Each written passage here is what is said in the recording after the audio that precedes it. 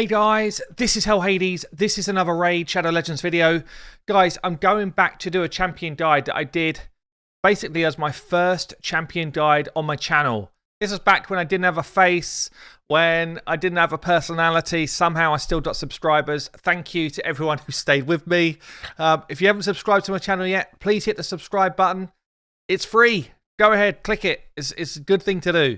So, who are we doing, guys? Who's already guessed it? Who's been with me long enough to know who I'm doing? This is actually a guide that somebody on my Twitch redeemed. So anyone who's been a follower of my Twitch, you can redeem with channel points, which are free, a new champion guide. And someone said, give us a refresh. Give us a refresh of one of the top 3 most played Void Epics in Raid. Anyone guessed it yet? So the number 1 most played Void Epic in Raid is Madame. The number 2 is, believe it or not, Seer. I'm sure you can believe it. But number 3 is Skullcrown. I'm surprised Maneater isn't top 3. He must be 4th because he's played so much. But anyway, Skullcrown, number 4. If people have got a Skullcrown, they're almost always in somebody's arena defense. I guess that's why she's so highly played. But she is an absolute beast of a champion. So she forms part of a blender team in the arena, which I'll show you in this video. She can be a dungeon carry. She can throw out an AoE weaken. She's awesome for this clan's faction wars. She can basically play in any dungeon in the game. She can play Doom Tower. Literally, you name it, she does it pretty damn well. She's not the best clan boss champion, and she's actually not the best boss killer. But to get you to the bosses, to get you through waves, to get you through waves of champions, she's one of the best in the game. So what does she have? She's got an A1, which can hit twice if the target's got more than 50% HP. Places an extra hit if the target has more than 50% HP. So basically, for the first half of a fight on a boss, she's hitting twice. For the second half of a fight on a boss, she's hitting once. If you build this correctly for an arena fight, she hits twice every time, and then somebody else comes in and finishes people off, which is very cool. It's just a hard-hitting, good quality A1. Her A2 is up there as one of the best nukes in the game. She's the hardest-hitting epic champion in the game. She is up there with most other AoE nukers for like single target smack with this A2. So she can hit easily like 80k plus across a whole wave and nuke the whole wave dead. It's why she's so good in the arena. Because she's also got a passive which makes her unkillable. So everyone's pounding into her and she's just kind of like, I can take it. And then, bam, she unleashes and she nukes people dead. Cool thing about her as well is if you build her with masteries that have got this retribution mastery, every time she's taking a hit in the arena, she's got a chance to lose her health. As she loses her health, she gets this retribution counterattack, and she can half health people just with that A1 retribution, which is a very cool ability as well. So yeah, and basically, unless someone is in control and can clean off this unkillable buff, she's going to get a turn and she's going to slam people with that A2, and they better hope they are really tanky or have got big shields, otherwise she's going to absolutely annihilate everybody she's up against. She also pairs with Senacia. I'll show you this pairing in the video today. So she gets a revive with 30% HP when Senacia's on the team. It's really good for faction wars. It's really good for dungeon content as well. And then, if that wasn't enough, she's got this increased speed in arena by 23% leader ability. So I'd say her best spot is still the arena, but she's damn good everywhere else. But her best spot is the arena. You throw her up front. She becomes your speed aura, she becomes your nuke, and then you just kind of need to fill the gaps with a speed booster and ideally an ally attack, but other comps work as well. She's pretty much the queen of the mid game. So I would say if she's built properly and you are not running a comp that can strip this passive, she will be the main reason that people win the mid game arena. This champion. So what have I done for Masteries then? Smooth myself out of the way a second. I have gone down crit rate into crit damage. I like Shield Breaker on her. If there's a shield against me, then we get 20%, 25% more damage, which is massive. She generally goes first in the arena hit, so she's often going to be facing shields. So this is really important. I like Ruthless Ambush, gives us 8% more damage first hit. I like Single Out. I like Bring It Down. More damage, more damage. And then I like Helm Smasher. But also, a super important side to her tree is this defense tree. Retribution is massive because of that thing that I said about earlier, about her chance to counterattack.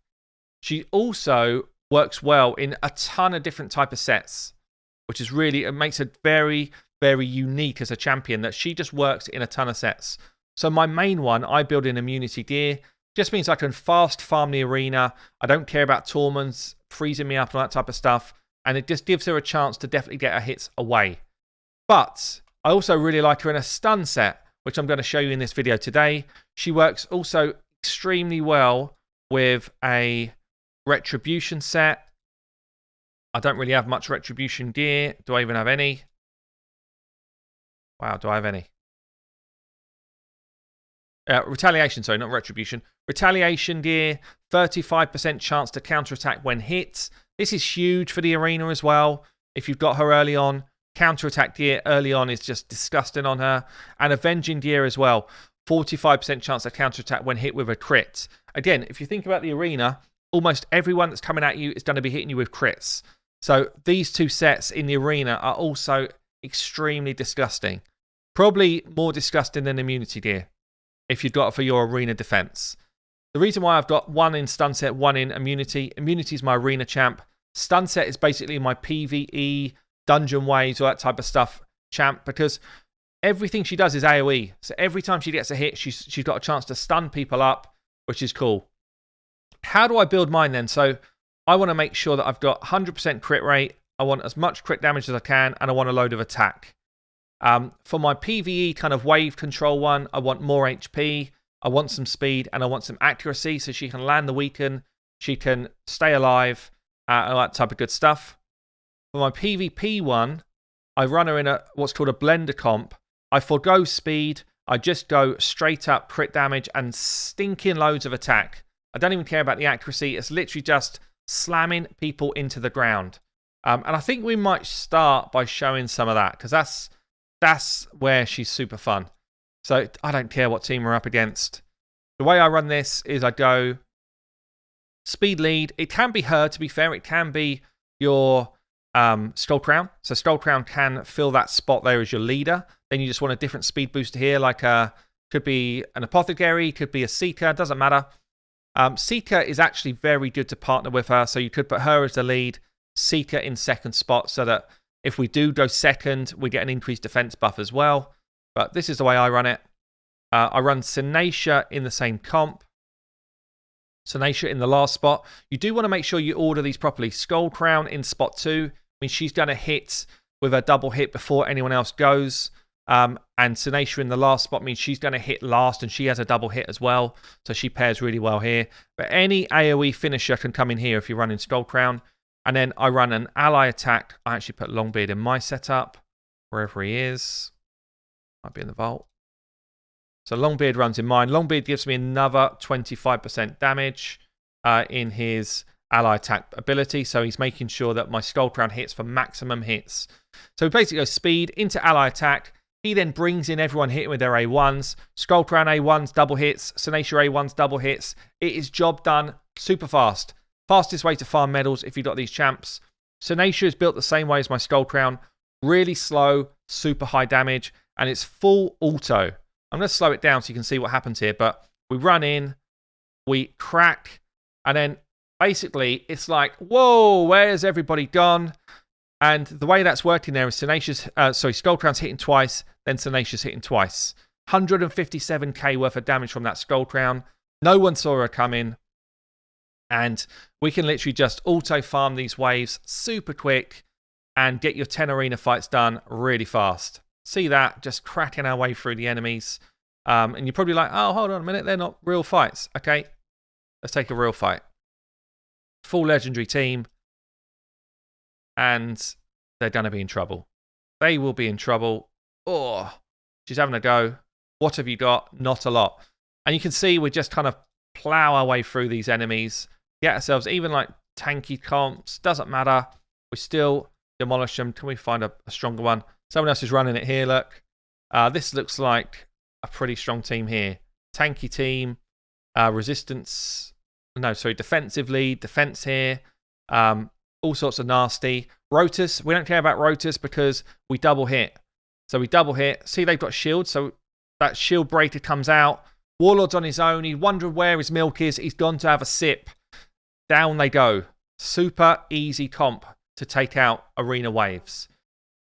So let's just see how this works as you play her as defense then. So someone like this, he's going to be doing a ton of damage to us. I've gone for double Skullcrown defense, literally as like comic as it can get. So they're going to come at us. Let's just slow it down. We're hoping we get counterattack procs. There's one. Bam. So we get some damage out nice and early. We're both unkillable at this stage. Throw your bombs at me, friend. I don't care. Still unkillable. Bam. If we're on auto as a defense, there comes slam one. They're like, whoa, where's my milk? The second one's ready to go. You can exhaust me as much as you like. I'm unkillable. As long as they don't heal up too much. This is the trouble. But it's a pretty good troll defense because ultimately we're going to get a go. We're going to get a try and slam them down as long as Lysandra doesn't wreck me. Lysandra's wrecking me pretty hard. Okay, this is a bad example. Lysandra's absolutely wrecking my turn meter. Let's try another one. No Lysandra.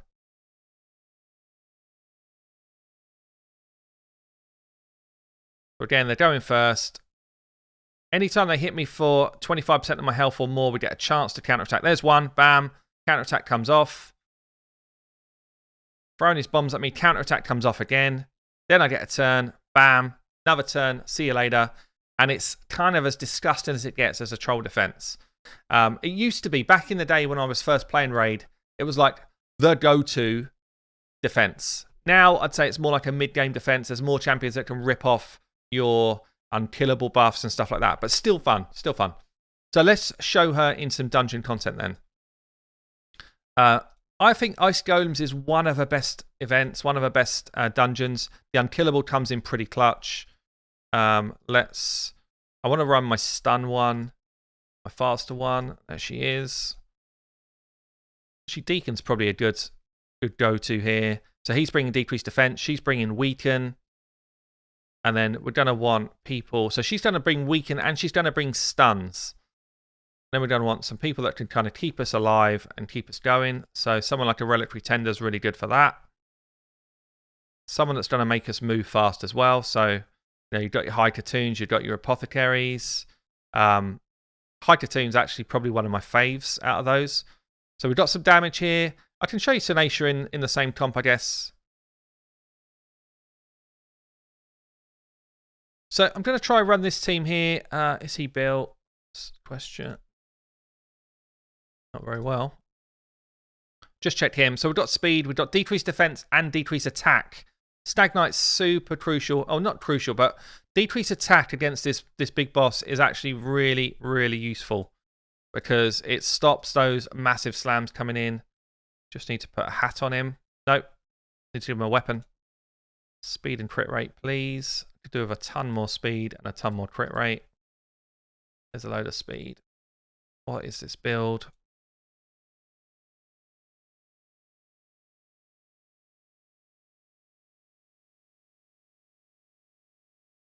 Okay, it's still pretty bad, but at least it will work for what we're doing here.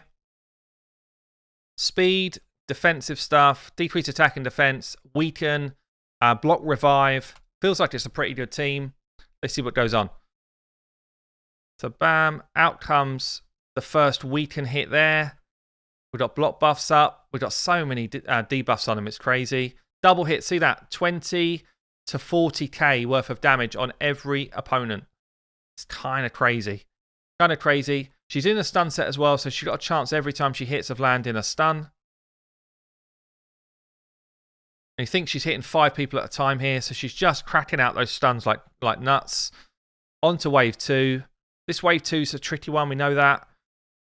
1 stun for one of these front fellas, which is good. We've actually got Phoenix in here for block buffs anyway, so even if they do their Shriek, which there's a good chance one of them will, they've got block buffs up, so they're not going to get their most annoying part of their ability, their kind of retribution stuff, away. And honestly, it's just like a slow and steady smack our way through these waves. She's pumping out a ton of AoE damage. We get to the main boss part. You've got a chance to stun the side adds.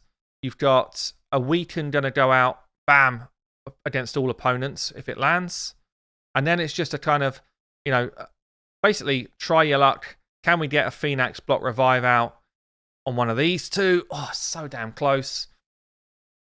And even if she takes a massive slam from the boss, she has got... Go on, get down. Yes.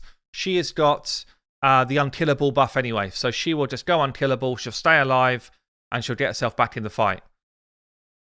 But as it is, we're kind of just going to nuke our way through this. The decrease attack here from Stagnite is actually big. Like, you can't underestimate how huge that is. Get the stun off on the side ad. That's going to give us a bit more time. And then we're just looking for Phoenix to strike gold again. Go on, Phoenix. There they go. Ads are gone. And then we're just onto the boss. We double hit when the boss has got more than half health. And we single hit when he doesn't. We've already got the weaken on. So really, we've just set everyone else up now to get the job done. And as long as you've got a couple of kind of healer type champs in here, we're going to be good. You can see that. Weakens on. No problem at all. And he's lost the oomph. His oomph has gone. His ads are out. And we're going to get ourselves through this pretty comfortably. So, really good dungeon for her, especially with that wave control that she brings, especially with the damage that she brings. I'm interested to see, actually, out of these champs, who's done the most damage here. Phoenix is hitting hard. So, he might be up there. But Phoenix and Skullcrown are both just crazy epics. Get the counter-attack off there. Nice, another 17k in the bag. Thanks for coming. And Phoenix just trying to finish the job. Hit him! Hit him! There we go. Surely. Okay, 3-minute run.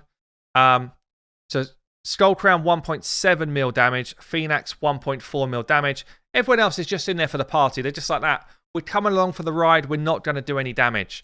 Doesn't matter because we've got people that do. So, I mean, if you were running her in any of the keeps, she's going to absolutely annihilate the keeps. You know, it doesn't matter which one you do. She's going to just be coming in, slamming away through the keeps. You know, you probably just want, I don't know, like a bit of speed alongside her. Maybe bring her sister in for a bit of fun. She's in a stun set as well, so if anyone is causing us problems, you know what? We're just going to stun them up. But look how much she just slams her way through these waves. Just like that. Is that all you've got? Is that all you've got, fellas? Come on. And we just get onto the Keep Master. And obviously, I mean, you wouldn't just bring a 3-man team in here, but it just kind of shows the power that they've got. Onto the boss. He's like, where's my friends?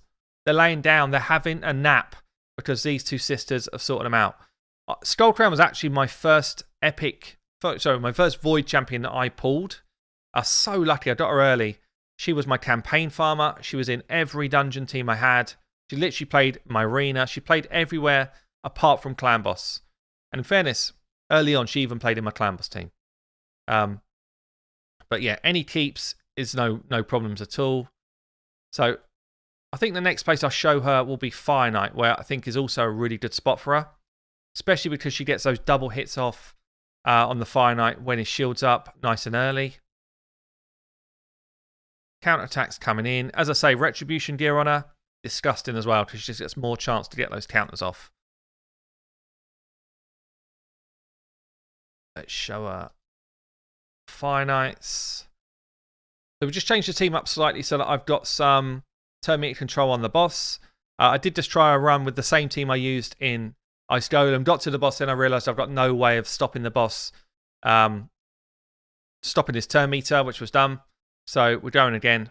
But you see here, we've got stuns landing. Errol's taking a bow. He's like that. Oh, welcome. So he's not going to get a turn. And she's just going to crack her way through the waves. No problem. Errol didn't get a chance to do anything to us. Every time she swings, there's a chance of that extra stun, which is why I like the stun set on her so much. But honestly, you can really run any set. You can, as long as you've got the damage in there, you can run yourself any set at all, whether it's speed, whether it's savage, whether it's relentless, whether it's just mixed gear, doesn't really matter. But I do love her in a stun set for this reason. I love it when they bow down to us. Errol might get a turn this go. Another stun. Both of the Liches having a bit of a bow. Errol's having a try now. Is he going to get much done? Probably not. Lich is worried again. Having a rest. And we're going to pretty comfortably get ourselves onto the boss. And she is just cracking in a ton of damage. Errol's out of the picture. It's always quite surprising, actually, because I don't see her as the strongest dungeon champion. But then sometimes when I log into someone's account for a support type of thing or a regear, she just ends up finding her way into most of the teams that I build.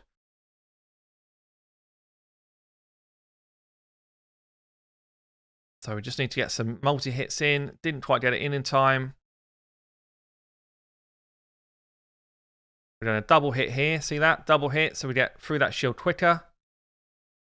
We start to drop turn meter now with Armager. Hopefully we've got enough turn meter control here. We've got decreased speed from our stag. Armager just makes light work of this fella. And then we're looking to try and get decreased defense on. We're looking to try and get the weaken on. Keep the turn meter down. Double hit every time we've got this situation where he's more than half health. So it just gives us that extra damage at the start of the fight. What's that, 30k worth of damage. And at this stage, did we land weaken? No, we didn't land it. But at this stage, we look like we're in pretty good position. He is slightly gaining turn meter here, so I think he will get at least one more turn. But you can see that it's pretty daunting for the Fire Knight to be facing this type of team. Literally like that. Please, give me a go. He's got a turn now. Don't kill Armager. Okay, we're good. We get a counter attack there off from a Mastery. And we're going to be running at him again. So, in terms of Fire Knight, pretty decent champion. Like, she's not top tier, but she's damn close. In terms of Ice Golem, I rate her really highly. Arena, she's totally solid. Let's take her into the campaign, and you can see how much of a mess she makes of 12-3. So, you can actually run either version of Skullcrown as your campaign farmer. If you go for the slow build, slow, you want to go attack percent chest, you want to go crit rate gloves if you can't do crit damage gloves and get 100% crit rate, but you want to go crit damage gloves if you can do crit damage gloves and get 100% crit rate. Hope that made sense.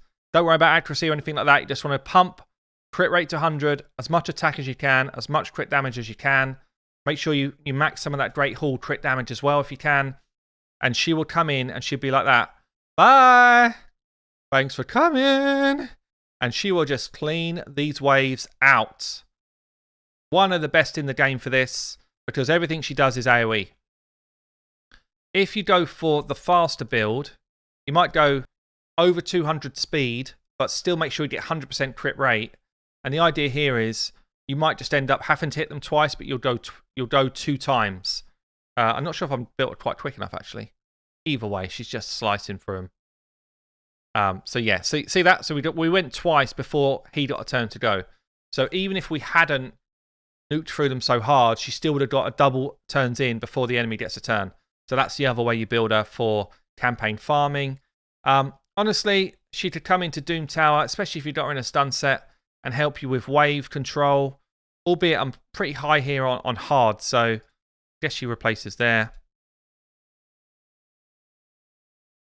Because the most annoying thing, or the hardest thing with Doom Tower is actually just controlling these kind of mid-tier waves. So we get freezers out here. Now, if she was going... I don't know if I put my slow one in, actually. I don't know. But either way, she brings a ton of nukage. I feel like I might have put my slow one in.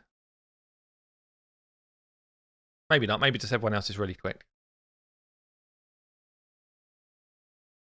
And she's just working her way through the waves. So certainly if you're on like normal Doom Tower, she's going to be a godsend to help you blow through the waves.